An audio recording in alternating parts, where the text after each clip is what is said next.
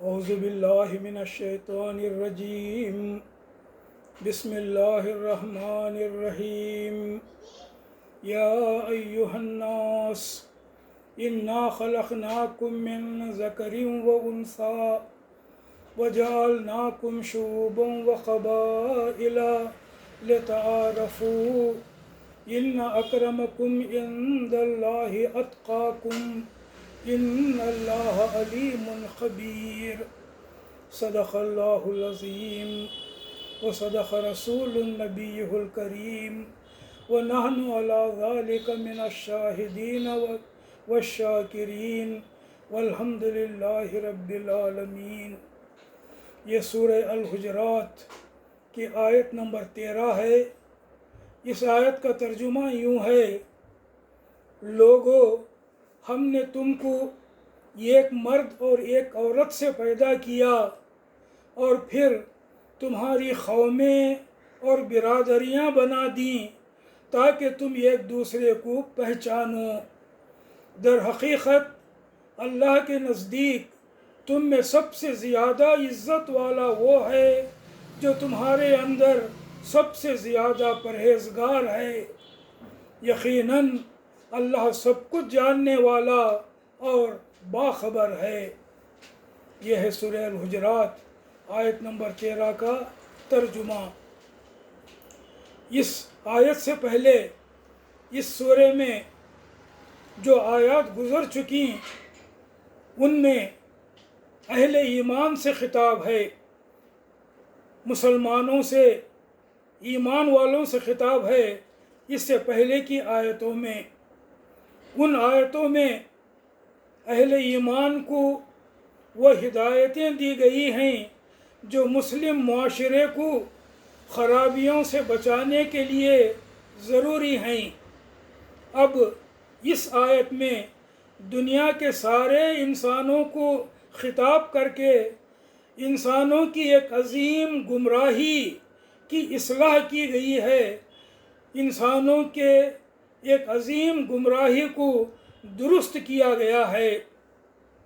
وہ عظیم گمراہی ہے نسل کا تعصب، رنگ کا تعصب، وطن کا تعصب اور قومیت کا تعصب۔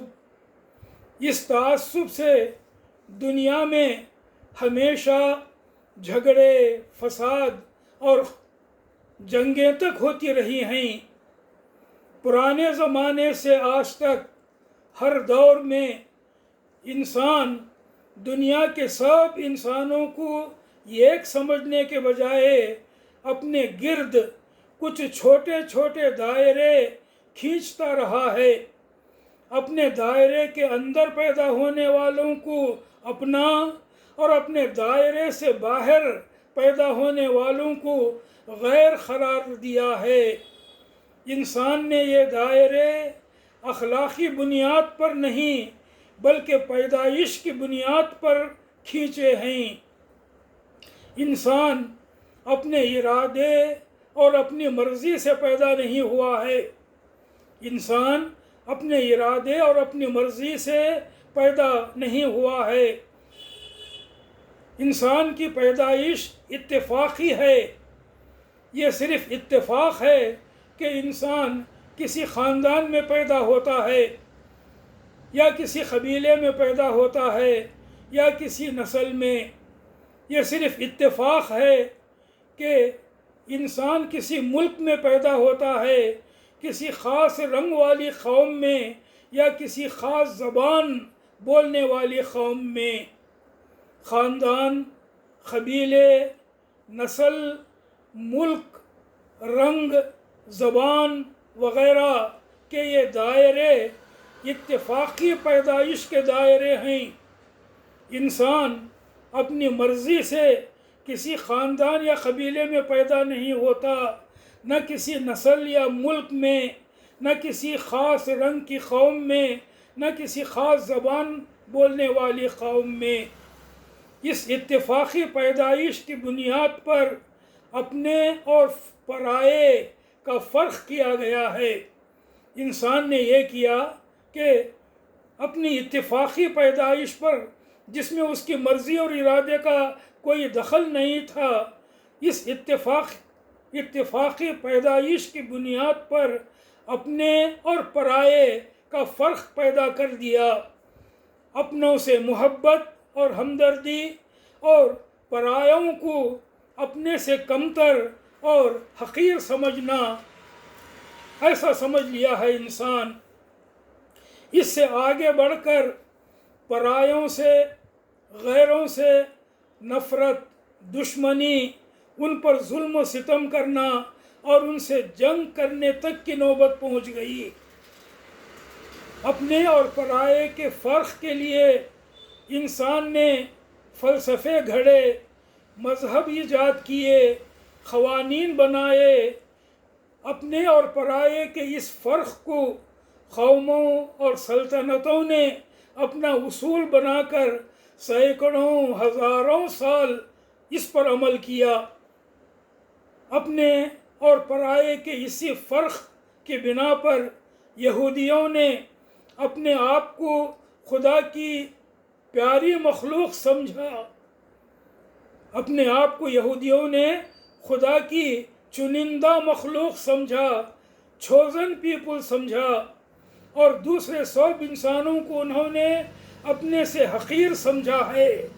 پہلے بھی سمجھتے رہے، آج بھی سمجھتے ہیں یہودی کہ ہم اللہ کے خاص لوگ ہیں، اللہ نے ہمیں خاص طور پر پیدا کیا ہے، ہمیں چنا ہے، we are a chosen people, یہ سمجھتے رہے ہیں۔ اور اپنے سے علاوہ دوسرے انسانوں کو انہوں نے ہمیشہ اپنے سے کمتر اور حقیر سمجھا ہے۔ یہ ان کا اپنا بنایا ہوا فرق ہے۔ اپنے اور پرائے میں فرق کر کے ہندوؤں میں برہمنوں نے اپنی برتری، اپنا بڑاپن قائم کر کے اپنے آپ کو سب سے اونچی ذات بنا کر دوسرے ہندوؤں کو نیچی ذاتیں بنا کر یہاں تک کہ ان کو دھیڑ چمار بنا دیا۔ یہ ہے ان کے فرق کا طریقہ اور نتیجہ۔ کالے اور گورے کے فرق نے امریکہ میں کالے لوگوں پر جو ظلم ڈھائے وہ کئی سو سالوں سے آج تک جاری ہے، ابھی بھی جاری ہے۔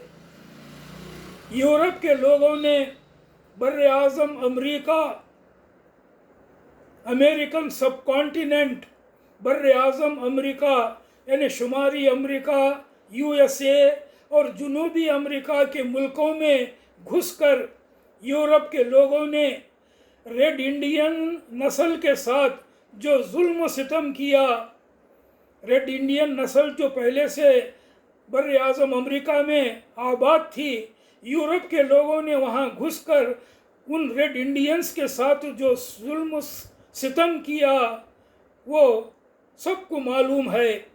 اور ایشیا اور افریقہ کی کمزور قوموں پر ان یورپ والوں نے اپنا تسلط اور اپنی حکومت قائم کر کے جو بہت ہی برا برتاؤ ان کے ساتھ کیا، اس میں بھی یہی تصور تھا کہ اپنے وطن اور اپنی قوم سے باہر پیدا ہونے والوں کی جان، مال، عزت اور آبرو کے ساتھ وہ جو چاہے کر سکتے ہیں، ایسا انہوں نے سمجھ لیا۔ انہیں لوٹ سکتے ہیں، غلام بنا سکتے ہیں، ان کا قتل عام کر سکتے ہیں، کیونکہ وہ ہمارے نہیں دوسرے ہیں۔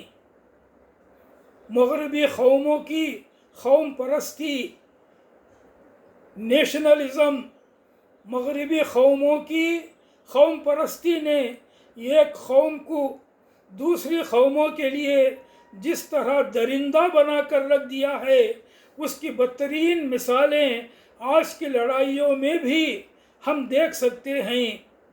یہ خونخوار اسرائیلی یہودیوں کا غزہ کے بچوں، عورتوں اور مردوں پر بے شمار بم گرا کر قتل عام کرنا اسی لیے ہے کہ یہ اسرائیلی یہودی اپنے آپ ہی کو انسان سمجھتے ہیں اور غزہ کے مسلمانوں کو حیوان جانور سمجھتے ہیں، لہٰذا ان کا قتل عام وہ اپنے لیے جائز سمجھ لیے ہیں اور فی الحال کر رہے ہیں، خون بہا رہے ہیں۔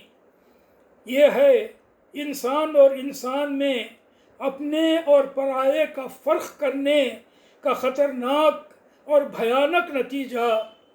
اسی عظیم اور تباہ کن گمراہی کی اصلاح کے لیے قرآن مجید کی یہ آیت نازل ہوئی ہے جسے ابھی میں نے تلاوت کیا ہے۔ اس مختصر سی آیت میں اللہ تعالیٰ نے تمام انسانوں کو مخاطب کر کے 3 اہم اصولی حقیقتیں بیان فرمائی ہیں۔ اس آیت میں سورہ الحجرات کی اس آیت نمبر 13 میں اللہ تعالیٰ نے دنیا کے تمام انسانوں سے مخاطب ہو کر 3 نہایت اہم اصولی حقیقتیں بیان فرمائی ہیں۔ ایک یہ کہ تم سب کے اصل ایک ہے، ایک ہی مرد اور ایک ہی عورت سے تمہاری پوری نو دنیا کے سارے انسان وجود میں آئے ہیں۔ ایک ہی مرد اور ایک ہی عورت سے حضرت آدم و حوا علیہم السلام سے دنیا کے سارے انسانوں کی نسل وجود میں آئی ہے، اور آج تمہاری جتنی نسلیں بھی دنیا میں پائی جاتی ہیں، جتنے ریسس بھی دنیا میں آج پائے جاتے ہیں، وہ در حقیقت ایک ابتدائی نسل کی شاخیں ہیں، برانچز ہیں، جو ایک ماں اور ایک باپ سے شروع ہوئی تھیں، آدم و حوا علیہم السلام سے۔ اس سلسلے تخلیق میں کسی جگہ بھی اس فرق کرنے اور اونچ نیچ کے لیے کوئی بنیاد موجود نہیں ہے جس کے زام باطل میں تم مبتلا ہو، جس کے جھوٹے خیال میں تم مبتلا ہو کہ ہم اونچے ہیں وہ نیچا ہے، ہم بڑے ہیں وہ چھوٹا ہے۔ یہ ایک جھوٹا خیال ہے جو انسانوں میں پایا جاتا ہے۔ ایسی کوئی بات نہیں ہے، سب ایک ماں باپ کی اولاد ہیں، ایک ہی خدا تمہارا خالق ہے۔ ایسا نہیں ہے کہ مختلف انسانوں کو مختلف خداؤں نے پیدا کیا ہو، ایک ہی مادہ تخلیق سے تم بنے ہو۔ ایسا بھی نہیں ہے کہ کچھ انسان کسی پاک یا اونچے مادے سے بنے ہوں اور کچھ دوسرے انسان کسی ناپاک یا گھٹیا مادے سے بنائے گئے ہوں۔ ایک ہی طریقے سے تم پیدا ہوئے ہو۔ یہ بھی نہیں ہے کہ مختلف انسانوں کے پیدا ہونے کا طریقہ الگ الگ ہو اور ایک ہی ماں باپ کی تم اولاد ہو۔ یہ بھی نہیں ہوا کہ ابتدائی انسانی جوڑے بہت سے رہے ہوں جن سے دنیا کے مختلف خطوں کی آبادیاں الگ الگ پیدا ہوئی ہوں۔ تو یہ پہلی بات ہے، یہ پہلا اہم اصول ہے، حقیقت ہے جو اس آیت میں بیان کیا گیا ہے کہ یا ایھا الناس انا خلقناکم من ذکر و انثی، اے لوگو ہم نے تمہیں ایک عورت اور ایک مرد اور ایک عورت سے پیدا کیا ہے۔ یہ پہلی حقیقت ہے اس بات میں جو بیان ہوئی ہے۔ دوسری حقیقت جو اس آیت میں بیان ہوئی ہے وہ یہ کہ اپنے اصل کے اعتبار سے ایک ہونے کے باوجود اے انسانوں، تمہارا قوموں اور قبیلوں میں تقسیم ہو جانا ایک فطری امر تھا، ایک قدرتی بات تھی، ایک نیچرل فنامنا تھا۔ تمہارے الگ الگ قوموں اور قبیلوں میں بٹ جانا یہ قدرتی بات تھی۔ ظاہر ہے کہ پوری روئے زمین پر سارے انسانوں کا ایک ہی خاندان تو نہیں ہو سکتا تھا، نسل بڑھنے کے ساتھ ناگزیر تھا، ضروری تھا کہ بے شمار خاندان بنے اور پھر خاندانوں سے قبیلے بنے اور قبیلوں سے قومیں وجود میں آئیں، یہ ایک قدرتی بات تھی۔ اسی طرح زمین کے مختلف خطوں میں، زمین کے مختلف علاقوں میں آباد ہونے کے باوجود لوگوں کے خد و خال میں، لوگوں کے لمبے اور کچھ کم لمبے ہونے میں، ان کے خد و خال میں، ان کی زبانوں میں، ان کے رہنے سہنے کے طریقوں میں بھی لامحالہ مختلف ہو جانا تھا۔ دنیا کی مختلف قوموں میں بسنے والے لوگوں کا مختلف خد و خال ہونا، مختلف ان کی زبانیں ہونا اور ان کے رہنے سہنے کے طریقے بھی مختلف ہونا، یہ بھی ایک نیچرل فینامنا تھا، یہ قدرتی بات تھی۔ ایک علاقے کے رہنے والے، زمین کے ایک علاقے کے رہنے والوں کو باہم قریب تر اور دور دراز خطوں کے رہنے والوں کو بعید تر ہونا ہی تھا۔ نزدیک رہنے والے ایک رقم کے لوگ، زمین میں دور رہنے والے ایک اور قسم کے لوگ، یہ بھی فطری بات تھی، زمین کے اپنے اپنے علاقوں کے اعتبار سے وہ بات تھی اور ہے۔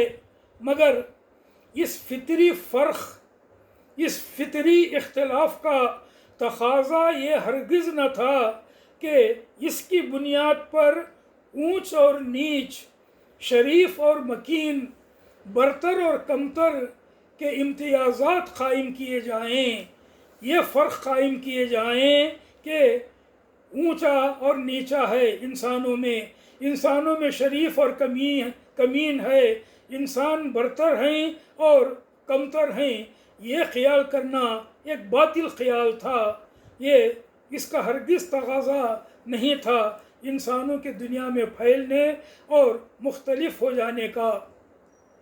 ایک نسل دوسری نسل پر اپنی فضیلت جتائے، ایک رنگ کے لوگ دوسرے رنگ کے لوگوں کو ذلیل و حقیر سمجھیں، ایک قوم دوسری قوم پر اپنا تفوق جمائے، اپنا بڑاپن قائم کرے اور انسانی حقوق میں، ہیومن رائٹس میں ایک گروہ کو دوسرے گروہ پر ترجیح حاصل ہو، ایک گروہ کے رائٹس زیادہ ہوں، دوسرے گروہ کے ہیومن رائٹس کم ہوں، یہ بھی قدرتی فرق کا تقاضا نہیں تھا۔